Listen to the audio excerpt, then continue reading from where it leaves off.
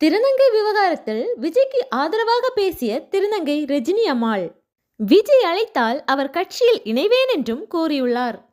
விஜயின் தமிழக வெற்றி கழகத்தில் திருநரணி உருவாக்கப்பட்டுள்ள நிலையில் அது 9வது இடத்தில் வரிசைப்படுத்தப்பட்டிருப்பதால் இன்னும் எத்தனை நூற்றாண்டுகள் இந்த 9 என்னும் இழிவை தூக்கி சுமக்க வேண்டும் என்று திருநர் செயற்பாட்டாளர் லிவிங் ஸ்மைல் வித்யா தனது எக்ஸ் தளத்தில் பதிவிட்டிருந்தார்.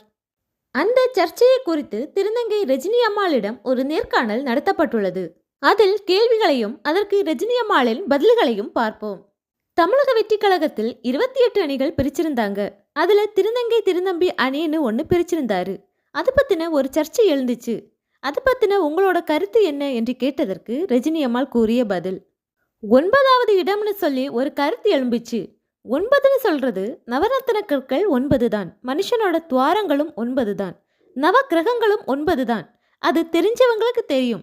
இருந்தாலும் 9ன்னு சொல்றது ஆரம்ப காலத்துல திருநங்கைகள் உருவான காலத்துல கேலி கிண்டல் 7.5 1.5 9ன்னு கூப்பிட்டு அந்த காயங்கள் அந்த வலியினால சொல்லியிருப்பாங்க. விஜய் அவரு வரிசையா சொல்லிட்டு வந்திருப்பாரு. நம்மளோட நேரம் அது கரெக்டா அந்த 9வது இடத்துல வந்திருக்கு. திருநங்கைகள் திருநம்பிகள் எல்லாமே ஒரே மக்கள் என்று ஏற்கனவே சொல்லியிருப்பாரு. அதனால அதை பத்தி தப்பா நினைக்க எதுவும் இல்லை என்று கூறினார். அடுத்ததாக, நீங்கள் ஆன்மீகத்துல இருக்கீங்க. பிஜேபி இப்போ ஆன்மீகத்தை ரொம்ப சப்போர்ட் பண்ணுது. டிஎம்கேலையும் நாமக்கல்ல ஒரு திருநங்கையை நிக்க வச்சு உள்ளாட்சி தேர்தலில் வின் பண்ணியிருக்காங்க. ஏற்கனவே இருக்கிற கட்சிகள் இவ்வளவு சப்போர்ட் பண்ணும்போது ஏன் நீங்க விஜய் கட்சிக்கு போகணும்னு சொல்றீங்க என்று கேட்டதற்கு, அவர் மேல எனக்கு ஒரு ஈர்ப்பு. கண்டிப்பா நல்லது செய்வாரு, மக்களுக்கு நல்லது பண்ணுவாருன்னு எனக்கு ஒரு நம்பிக்கை. அவர் பேசுற வரிகள் எனக்கு ரொம்ப பிடிக்கும். திருநங்கைகளுக்கு மட்டும் இல்ல, எல்லாருக்குமே நல்லது செய்வாருன்னு எனக்கு நம்பிக்கை இருக்கு.